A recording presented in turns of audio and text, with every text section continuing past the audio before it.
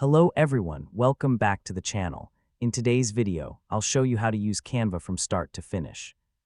If you're a beginner or you've never used Canva before, this complete guide will help you learn the basics in just a few minutes. First, open Canva in your web browser or launch the Canva desktop app. Sign in to your account or create a free account if you don't already have one. Once you're on the Canva homepage, you'll see the search bar and different design categories. You can search for a design type like YouTube thumbnail, presentation, Instagram post, flyer or logo, or click Create a Design to choose a custom size.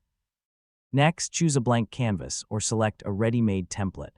Templates are a great way to create professional-looking designs quickly. Click any template to start editing it.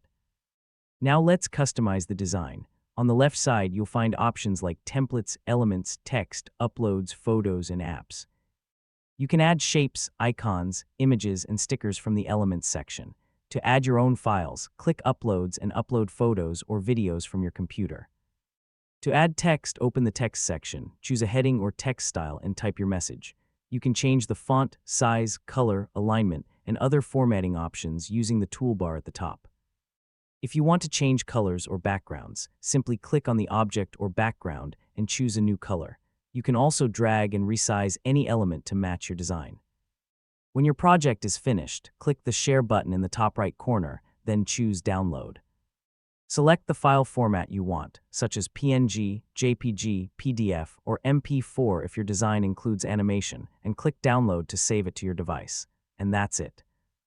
You now know the basics of using Canva to create beautiful designs for school, work, business, or social media.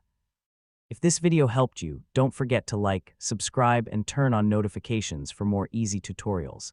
Thanks for watching, and I'll see you in the next video.